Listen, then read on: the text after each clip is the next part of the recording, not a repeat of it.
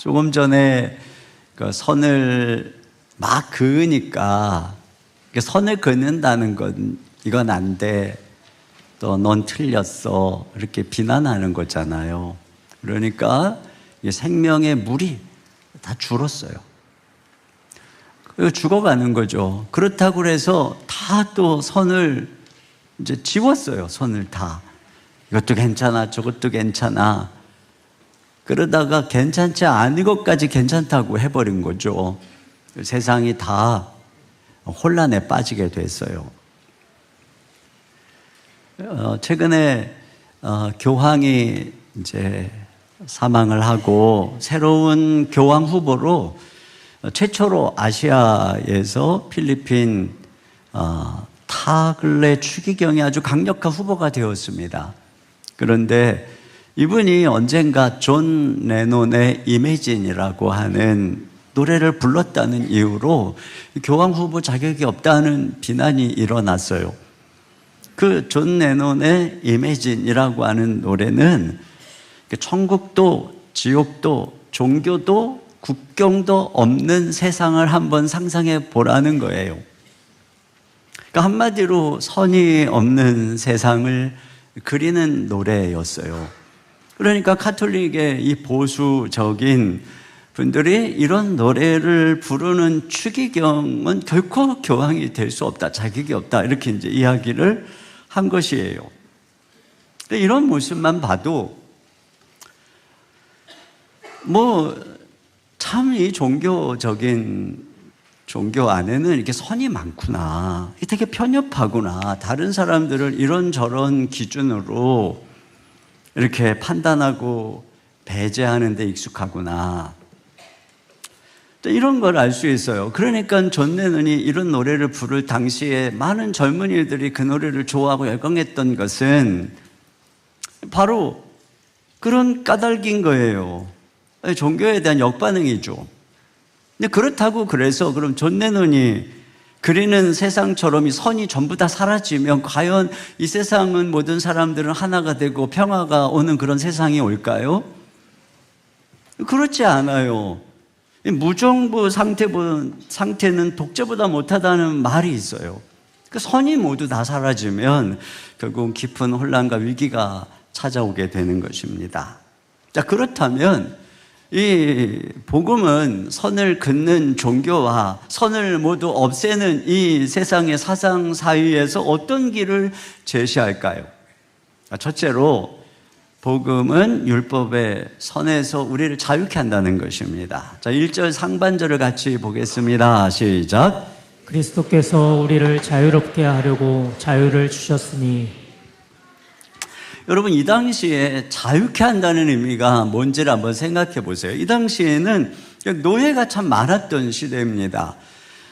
노예는 주인의 허락이 없이는 어디 여행도 갈 수 없고 재산도 가질 수 없고 인격적인 대우도 못 받고 주인의 명령에 복종해야 됐고 이런저런 규칙을 지켜야만 하는 자유가 없는 존재였어요. 근데 그 노예가 자유케 되려면 노예 문서를 찢어버리고 그에게 새로운 자유인의 신분을 주어야 되는 것입니다. 여러분, 예수님이 우리를 자유케 했다는 것은 이것처럼 우리를 향한 노예 문서를 찢어버리고 자유의 신분을 주셨다는 신분의 문제인 것입니다. 과거에 죄인인 우리는 종이었어요. 늘 율법의 잣대로 비판받고 정죄받으며 하나님을 두려워하는 종이었어요. 그런데 예수님 안에서 우리가 자유케 됐어요. 그러니까 자녀가 된 것입니다. 여러분, 자녀는 아버지 앞에 나갈 때 행위로 나가는 게 아니잖아요. 신분으로 나가는 거예요. 막 딸이 늦게 들어오면은 아빠가 이 녀석 들어오기만 해봐라 막 이러고 있다가 딸이 문을 열고 늦게 와갖고 아빠 하고 안기면 어느새 아빠의 마음속에 있는 분노는 다 누그러진단 말이죠. 그러니까 자녀는 두려움의 종이 아니에요. 사랑받는 대상인 것입니다. 그래서 대통령 집무실에 또는 백악관에 여보 한번 대통령을 보려면은 뭐 온갖 절차와 예절과 또 규칙과 이런 검열을 다 거쳐야만 되는 것입니다. 그런데 대통령의 자녀는 언제든지 뭐 원하면은 갈 수 있고, 또 뭐 케네디 대통령 있는 사진 보니까 뭐 그 책상 밑에, 집무실 책상 밑에서 막 아이가 놀고 있는 뭐 이런 사진도 우리가 보게 되는 것이죠. 과거에 우리나라 이 시집살이가 아주 힘들 때 며느리는 말이에요, 이건 뭐 시어머니 눈치 보면서 허리 한번 제대로 몇 표 못 펴고 뭐 계속 일하고 낮잠 한번 제대로 못 자면서 피곤하게 살던 딸이 어느 날 친정에 오면 어때요? 그러니까 친정에 오는 순간 느끼는 그 자유, 이걸 상상할 수 있겠죠. 피곤해서 잠을 자고 또 자도 괜찮은, 아무 눈치도 안 보는 자유. 밥도 안 하고 설거지도 안 해도 엄마가 얼마나 힘들었니 하면서 차려주는 밥을 먹고 뒹굴거려도 눈치 안 보는 자유. 이렇게 해도 정죄받고 판단받는 것이 아니라 오히려 긍휼히 여김을 받는 자유. 이게 바로 딸의 자유고 이것이 자녀의 자유입니다. 여러분, 기독교는 이와 같은 이 자녀의 종교예요. 자유의 종교인 것입니다. 이 종과 두려움의 종교가 아닌 것이에요. 그래서 우리가 모일 때에는 자유가 있고 기쁨이 있는 것이죠. 이것이 바로 예수님께서 우리에게 허락하신 놀라운 은혜인 것이에요. 자, 그런데 수십 년 동안 노예로 살던 사람은 어느 날 갑자기 자기가 자유인이 됐다고 그래갖고 자유를 누릴 줄을 몰라요. 그래서 노예 해방이 되었음에도 불구하고 흑인으로 오랫동안 평생은 노예로 살던 사람은 저쪽에서 옛 주인인 백인이 오면은 막 긴장이 되고 막 혈압이 오르고 막 가슴이 두근두근거리고, 어떤 흑인들은 또다시 여전히 노예 상태로 살아가는 이런 일들이 있습니다. 여러분들, 이것은 영적으로도 마찬가지예요. 예수님이 자유를 주셨다고 그러는데 자꾸 이전의 습성을 따라서 자꾸 종으로 돌아가는 거예요. 그래서 여기 1절 하반절에 뭐라고 하는가 보세요. 같이 보겠습니다. 시작. 그러므로 굳건하게 서서 다시는 종의 멍에를 매지 말라. 그러니까 우리가 굳건하게 우리의 신분을 유지하지 않으면 자꾸 과거의 하나님을 두려워하더니 종의 모습으로 돌아갈 수 있다는 것입니다. 그래서 하나님 앞에 자녀의 신분으로 당당하게 나가야 되는데 자꾸 우리 행위로 나가는 거예요. 내가 이런저런 행위를 했으니까 하나님이 받으실 거야. 내가 이런저런 부분이 참 이번 주에 좀 현찮아서 하나님이 나를 별로 안 이뻐할 것 같아. 내 기도를 안 들어주실 것 같아. 그래갖고 자꾸 하나님을, 나를 사랑하는 아버지로 보기보다는 이 두려운 하나님, 심판자로 여기는 것이죠. 그래갖고 자꾸 내 행위로 하나님을 조종하려고 그러는 거예요. 내가 이만큼 하나님을 섬겼으니 하나님이 내 부탁을 들어주실 거야.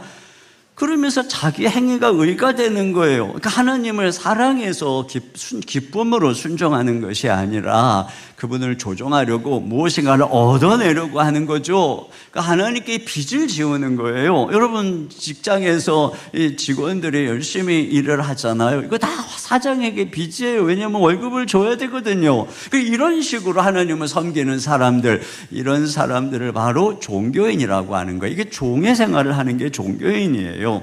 근데 이런 종교인들의 특징은 뭐냐면 자기의 행위를 가지고 남하고 비교하면서 자랑하고 교만하다는 것이에요. 그리고 또 못한 사람을 자꾸 판단하고 비난하는 것입니다. 이 바리새인들처럼 말이에요. 이게 율법의 선을 막 그어가지고 너는 안 돼, 너는 죄인이야, 너는 뭐 어쩌고 저쩌고 그러면서 성전에도 다 선을 긋고 이방인들은 가까이 하지 못하게 하는 것입니다. 그런데 점점 이 기독교가 이 자유를 잃어버리니까 이렇게 되는 거예요. 자꾸 선을 긋는 거예요. 이 필립 얀시라고 하는 분이 어느 기자하고 인터뷰를 하면서 이런 얘기를 했어요. 사람들은 크리스천을 사랑과 은혜의 사람으로 떠올리지 않는다. 대개는 무엇인가에 반대하는 사람으로 생각한다.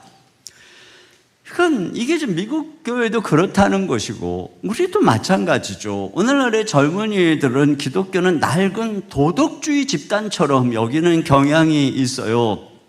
그리고 기독교인들은 편을 가르고 편협하고 방어적이고 말만 잘하고, 이런 모습들을 보면은, 오늘날 교회도 이 종교화 되어 가고 있구나, 이것을 우리가 보게 되는데, 더 심각한 문제는 무엇이냐면은, 참된 복음을 한 번도 들어본 적이 없고, 예수님을 알지도 못하는 많은 비종교인들, 그들이 교인들의 이런 모습만 보고 기독교를 판단한다는 거예요. 복음을 들어보기도 전에 교회가 그어놓은 수많은 선들 있잖아, 이것에 의해서 먼저 배제를 당하는 거예요. 탕자의 형처럼 우리 지난주에 보았잖아요. 돌아오는 동생을 비난하고 정죄하는 이 형들의 공동체가 돼서 이 복음의 문을 가로막고, 많은 사람들이 교회에 가면 오히려 정죄받아, 이렇게 생각하는 이런 교회를 만들어 버렸다는 것이죠. 여러분, 기독교는 선을 긋는 종교가 아닙니다. 자신과 남을 판단하고 규율에 가두는 이 종의 종교가 아닙니다. 기독교는 자유의 종교예요. 우리 모두가 다 자녀로 하나님 아버지를 섬기는 종교예요. 그렇기 때문에 복음 안에 굳게 서서, 믿음 안에 굳게 서서 이 자유를 지키고 누리는 저와 여러분 되시기를 주님의 이름으로 축원합니다. 두 번째로, 복음의 자유는 선을 넘는 방종이 아니라는 것입니다. 그러니까 복음이 주는 자유는 마음대로 살아도 된다는 뜻이 아니라는 것이죠. 자, 13절 상반절입니다. 시작. 형제들아, 너희가 자유를 위하여 부르심을 입었으나 그러나 그 자유로 육체의 기회를 삼지 말고. 네. 그러니까 이게 무슨 말이냐면, 내가 율법에서 해방되었다고, 자유인이 되었다고, 근데 욕심대로 살아서는 안 된다는 것입니다. 오늘날 포스트 모던 시대라고 그러잖아요. 모토가 자유입니다. 다 자기 주관대로 살 수 있고, 누구도 나에게 이래라 저래라 할 수 없다는 거예요. 절대적인 가치가 어딨냐, 그런 도덕이 어딨냐, 심지어는 인간의 본성조차도 다 결정 된 게 아니라는 거예요. 각자의 자유를 침해하는 한 무엇이든 할 수 있다. 그래서 찰스 테일러라고 하는 분이 관용되지 않는 유일한 죄는 불관용이다 라고 이야기를 했어요. 그러니까 지금 시대는 말이에요, 어떤 것도 누군가가 절대적으로 옳다 이렇게 주장하면 아주 극심한 거부 반응을 보이는 시대입니다. 그러니까 말이에요, 요즘 같은 시대에 종교가 자꾸 선을 긋고 그러면 그럴수록 이 시대는 점점 젊은 세대가 등을 돌릴 수밖에 없는 것이에요. 그리고 그들은 믿어라, 이게 진리다 그러면 그건 그야말로 구시대적인 독재적 발상이라고 여기는 것입니다. 그래서 이 시대는 종교를 싫어하고 종교 없는 세상을 꿈꾸는 것이에요. 그런데 이렇게 그럴싸하게 들리는 주장에는 결정적인, 이 자유의 개념에는 결정적인 문제가 있습니다. 첫째로, 누구에게 해를 끼치지 않는 한 나는 자유롭게 살아갈 수 있다는 말에 그 해를 끼치지 않는다는 기준이 모호한 것이에요. 예를 들어서 남편이, 나는 당신에게 해를 끼치지 않아, 단지 내 방에서 내가 하고 싶은 게임을 하고 있을 뿐이야 라고 말할 때, 이게 과연 아내에게 해를 끼치지 않는 건지, 끼치는 건지, 아내가 어떻게 생각하는 건지, 이렇게 계속 살아갈 때 과연 결혼 생활이 유지가 되는 건지, 이 기준이 매우 주관적이라고 하는 것입니다. 또 과연 내 삶이 내 것이냐는 것입니다. 우리가 누구의 도움이 없이 스스로 존재하고 있다면 그럴 수도 있겠죠. 그러나 다 부모님의 희생, 또 사회의 배려, 수많은 다른 사람들의 수고 속에서 내가 살아가고 있는 것이에요. 그런데도 불구하고 내 삶은 내 것이요, 누구도 간섭할 수 없다라고 말한다면 이건 이기적이고 무책임한 주장인 것입니다. 내가 누군가의 도움으로 살아가고 또 여기까지 왔다면 나 또한 누군가의 어려움에 책임을 져야 하는 의무가 생기는 것입니다. 또 진정한 자유를 누리기 위해서는 다른 자유를 내려놔야 될 때가 있잖아요. 그게 자유가 무조건 좋은 게 무조건 허용되는 게 아니라는 것입니다. 예를 들어서 매일 기름진 음식을 먹고 싶어요. 그래가지고 맨날 고기를 굽고 먹고 막 이런다면은 어느 순간에 심장과 뇌에 문제가 생겨서 노년에 아내와 가족에게 피해를 줄 확률이 높아요. 그러니까 내가 주변에 피해를 안 끼치고 건강한 자유를 누리려면은 삼겹살을 먹고 싶은 이 욕구, 자유를 제한해야 되는 것입니다. 곱창 이런 거 아주 큰일 납니다. 자, 피아노를 마음껏 치고 싶은 자유, 위대한 바이올리니스트가 되고 싶다면 내가 놀고 싶은 자유를 포기하고 매일 8시간씩 맹렬하게 연습을 해야 되는 것이죠. 자녀가 말해요. 난 학교 가기 싫어, 놀고 싶어, 내 맘대로 살 거야. 그러면 부모가 그래, 네 인생은 네 거니까 네 자유대로 해. 만약에 이렇게 한다면 그것은 자유가 아니라 방임이고 그 아이는 결국 나중에 진정한 자유를 잃어버리게 될 것이에요. 축구 경기장에서 규칙을 없애고 심판까지 없애면 말이에요, 어떤 아이는 막 손으로 들고 뛸 거예요. 그리고 네가 옳다 내가 옳다, 축구 경기에는 싸움판이 될 것이에요. 결국 마음껏 축구 경기를 즐길 자유를 빼앗기게 되는 것입니다. 자유를 오용하고 자유를 감당해내지 못하면 자유를 빼앗기는 것입니다. 바우만이라고 하는 분이 레트로토피아라고 하는 책에서 레트로, 우리 요즘에 레트로 문화라 그러잖아요. 옛날을 향수하고 거기에 뭔가 그때가 좋았어 하는 이런 의미죠, 레트로토피아. 근데 현대인들이 자꾸 그렇게 과거를 향수하고 그리워하는 이유가 뭐냐면은 자유시장, 민주주의, 또 인터넷, SNS가 개인의 자유를 무한히 펼쳐가다 보니까 동시에 개인이 감당해야 되는 책임과 이 영역이 커졌다는 거예요. 과거에는 사회 시스템이나 국가가 해주던 그런 속에서 그냥 많은 부분을 책임져 주니까. 그런데 지금은 무한 경쟁 시대 속에서 빈부격차는 점점 심해지고 경쟁은 심해지고 질투, 분노, 절망이 깊어지다 보니까 사람들이 뭐라 그러느냐, 옛날이 좋았다는 거예요. 심지어 독재시대가 좋았다는 거예요. 그런데 바우만이 뭐라 그러냐면 레트로토피아는 없다는 것입니다. 과거에 그때가 좋았어? 아니, 안 좋았다는 거예요. 여러분, 군대 가면은 맨날 언제 제대하나, 내가 이 자유가 제압되는, 억압되고 명령을 따라야 되는 이 군 생활에서 내가 언제 제대해서 자유인이 될 것인가. 그러다가 드디어 제대할 날이 왔어요. 자유인이 되었어요. 마음껏 집에 와서 먹고 자고 막 이렇게 몇 달 지내다 보니까 군대에서 규칙적인 생활을 하던 내가 어느새 늦잠을 자게 되고 몸도 안 좋아지고 사회 속에서 수많은 취업 문제, 학원 문제, 많은 문제들이 내 삶에 막 다가오고 머리가 지끈지끈 아픈 거예요. 그러니까 뭐라 그러냐, 군대가 좋았어, 이런 말을 한다는 거예요. 군대가 좋았어. 좋았어요, 군대가? 거기에 레트로토피아가 있어? 없어요.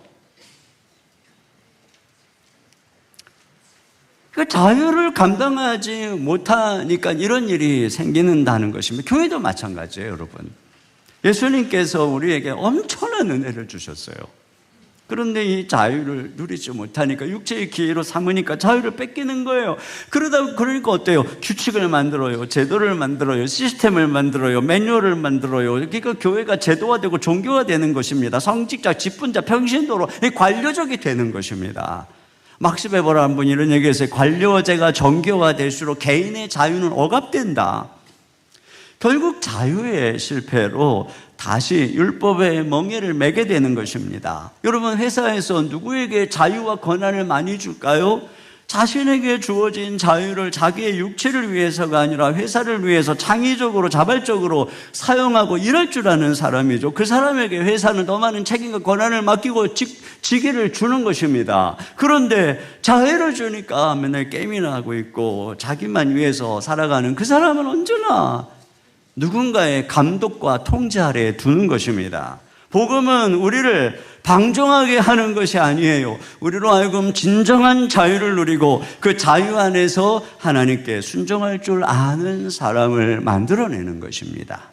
세 번째로, 복음은 사랑으로 선을 다시 긋는다는 것입니다. 자, 우리가 어떻게 해야 자유를 남용해서 잃어버리지 않고 다시 이전으로 돌아가지 않을까? 자, 바울은 아주 중요한 한마디를 합니다. 자, 갈라디아서 5장 14절 하반절입니다. 시작.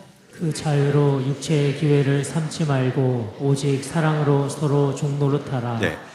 자유로 어떻게 하라 그러냐면은 사랑으로 서로 종노릇하라. 이 말은 이게 구약의 한 사건을 배경으로 하는 것인데 출애굽기 21장에 보면은 이 귀뚫은 종의 이야기가 나옵니다. 이 이스라엘에서는 6년 동안 종살이 어떻게 팔려가서 6년 동안 종이 되었어도 7년째 안식년에는 다시 그의 지위를 자유인의 신분으로 회복시켜주는 이게 율법입니다.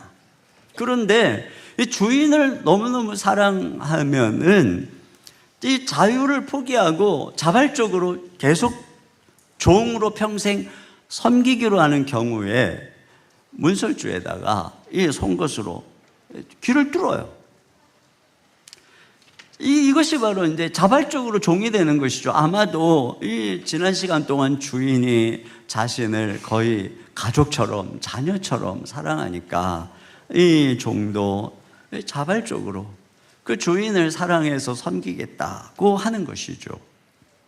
여러분, 그리스도께서 우리에게 자녀의 신분을 주시고 은혜를 주시고 자유케 하시는 이유가 여기에 있어요.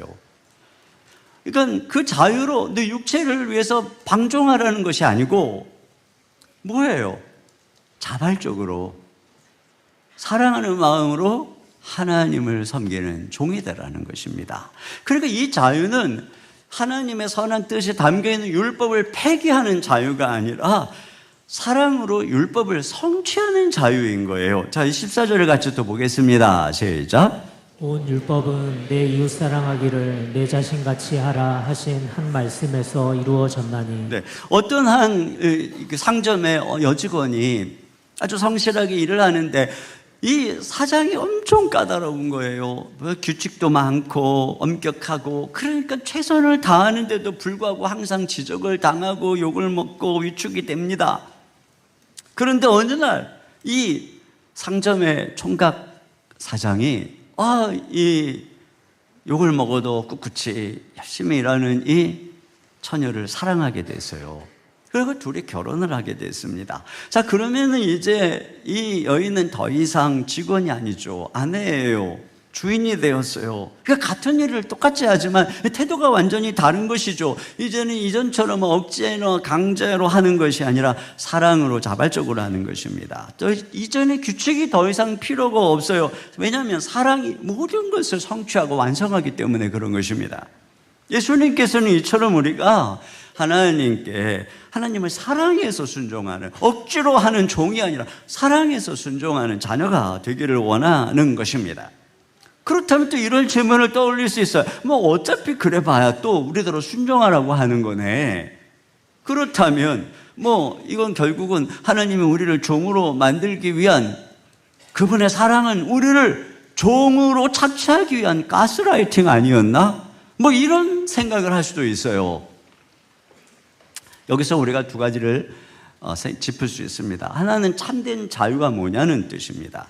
우리가 율법을 벗어나서 내 맘대로 사는 것을 우리는 자아실현이고 자유라고 생각을 하는데 사실은 이것은 자기 욕망의 노예가 되는 것입니다. C.S. 루이스가 이런 얘기를 했어요. 소위 우리가 나 자신이라고 하는 것조차 이게 자기 게 아니라는 거예요.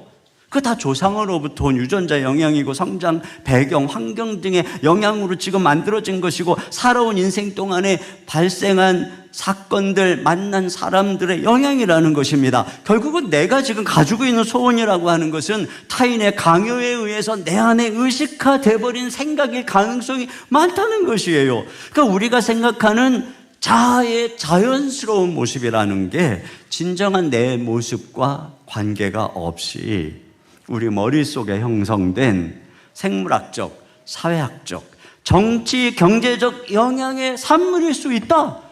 굉장히 일리가 있는 얘기죠. 샤토 아이코라고 100세가 넘은 일본 작가분이 계세요. 이분이 90세에 쓴 책이 베스트셀러가 돼가지고 유명해진 분인데 이 괴짜로 불리는 이분이 이왕 사는 거 기스죽게라고 하는 이런 이제 책을 최근에 출간을 하게 됐는데, 여기서 이분이 이런 얘기를 하더라고요. 자기가 이제 요즘에 이렇게 걷다 보면은 사람들이 다 비슷하대요. 눈썹 그리는 법, 립스틱 색깔, 스커트 길이, 부츠, 겉모습이 다 똑같아지고 있다는 거예요. 그래서 마치 이렇게 걷다 보면은 지나치게 가꾸어진 화단을 걷는 기분이 든대요. 그리고 자기가 생각할 때 요즘 사람들은 다른 사람과 똑같지 않으면 견디지 못하는 것 같대요. 그 남들이 파리를 가면 자기도 파리 가야 되고, 스키를 타면 자기도 스키 타야 되고, 누가 인스타그램 어디가 좋다 그러면 자기도 거기 가야 되고, 거기 가서 막 사진을 찍어서 올려야 되고, 누가 음식 좋다 그러면 다 거기 가야 되고, 다들 누군가의 시선의 노예가 돼서 살아가고 있다는 거예요. 여러분, 팀 켈러가 이런 얘기를 했어요. 우리가 다른 무엇을 위해 살려고 한다면 그것의 노예가 된다. 그러나 하나님을 위해 살며 그분의 뜻을 따르기 시작하면 실제로 본연의 자신이 되어 본래의 존재의 목적이 실현된다. 드디어 심해로 나간 범선이 되는 것이다. 여러분, 이게 중요한 거예요. 진짜 자유가 어디 있느냐? C.S. 루이스가 이런 얘기를 했어요. 피조물이 창조주의 설계를 무시하고 스스로를 만들어내려는 것은 설명서를 무시한 채 고가의 가구를 조립하려는 것과 같다.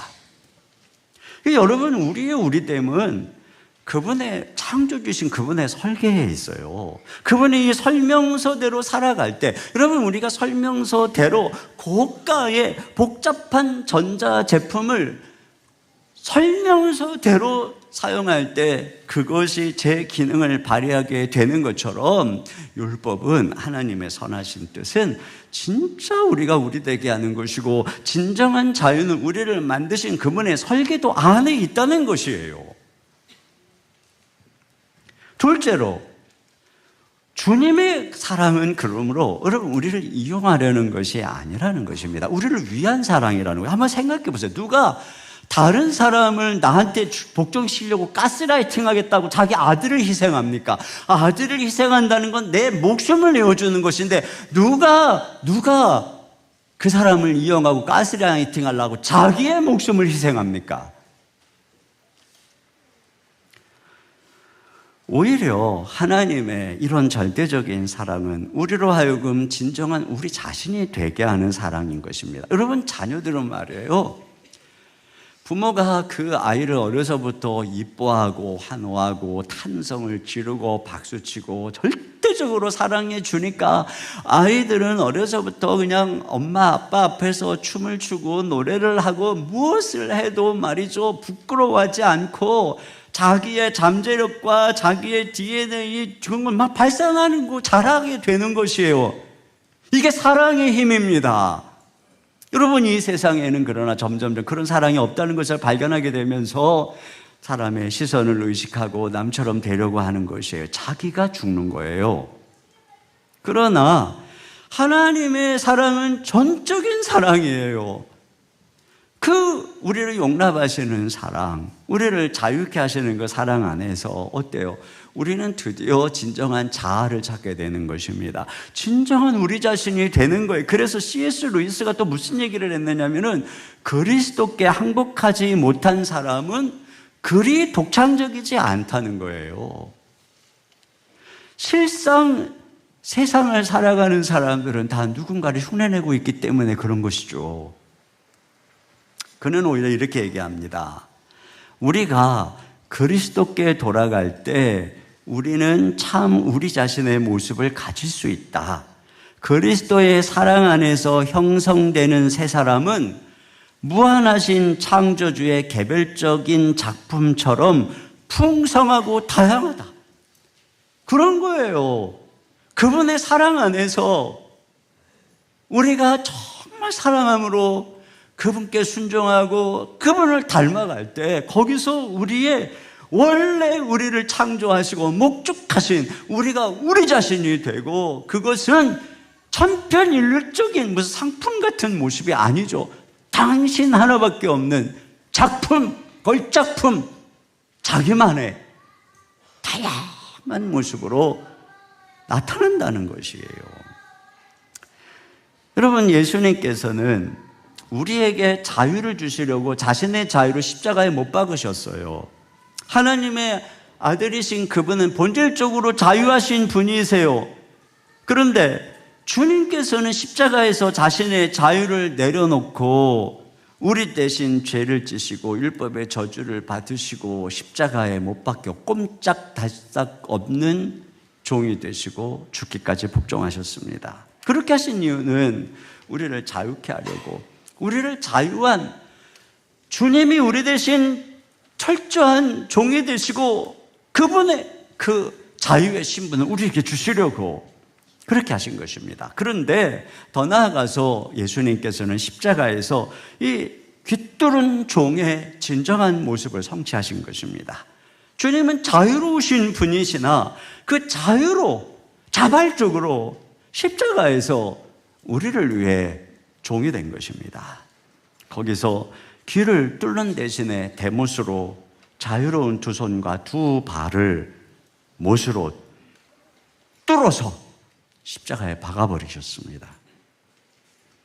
그렇게 하여 주님은 우리의 자유의 목적을 보여준 것입니다. 우리로 자유로 사랑으로 종이 되게, 하나님께 사랑으로 순종하는 종이 되게 자유를 주셨지만 주인을 위해 귀뚫은 종처럼 나를 사랑하신 그분께 순종하도록, 그리고 그 사랑으로 서로 총노릇하도록 말이죠. 이것이 바로 하나님께서 그리스도 안에서 우리에게 주신 자유의 길이라는 것이에요.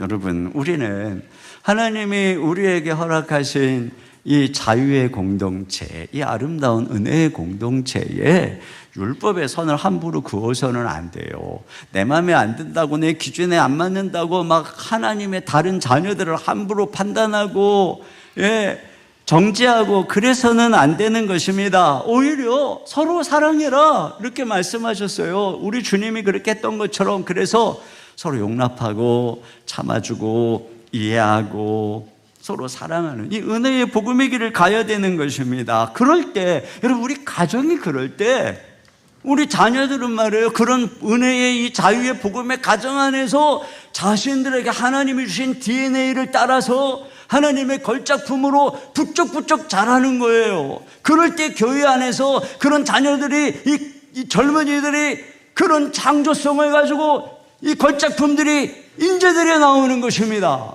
여러분, 이 세상도 보세요. 이 세상을 이렇게 이끌어가고 있는 인재들이 저 독재적인 곳에서 나옵니까? 아니잖아요. 철저한 자유가 있는 그 나라들에서 인재들이 나오는 거예요. 마찬가지예요.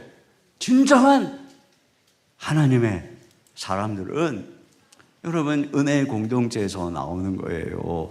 우리가 주님이 22년 동안 은혜로 여기까지 이끌어 주신 아름다운 공동체를 정말 자유를 잃어버리지 말고 자유 안에서 서로 사랑으로 종노릇하는 아름다운 공동체로 세워가시기를 주님의 이름으로 축원합니다. 우리 시간에 같이 불편하지 않으신 분들은 자리에서 일어나서 나를 지으신 주님, 주님은 나를 지으신 분이에요. 그분이 설계자예요. 그분이 우리 안에 계셔서 처음부터 우리의 삶은 그분의 손 안에 있어요. 그분이 우리의 이름도 알고 모든 생각도 알고 우리의 고통도 다 알아요. 그분이 우리 아버지예요. 우리의 모든 것입니다. 우리 이 시간에 함께 이 찬양을 드리도록 하겠습니다.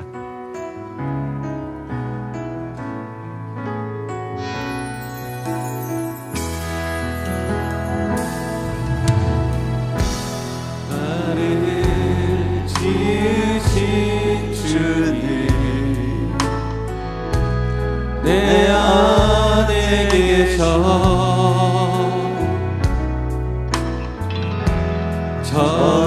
처음부터 내 삶은 그의 손에 있었죠.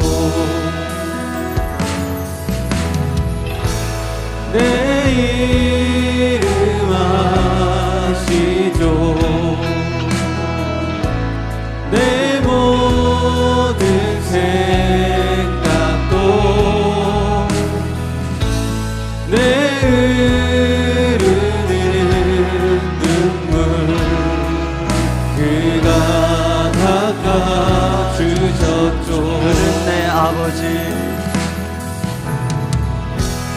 그는 내 아버지 난 그의 소유 내가 어딜 가든지 날 떠나지 않죠.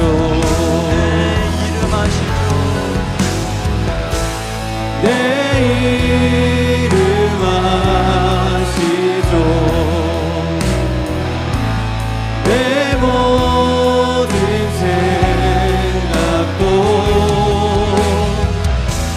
아바라 부를 때 그가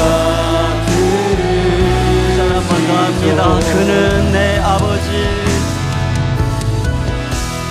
그는 내 아버지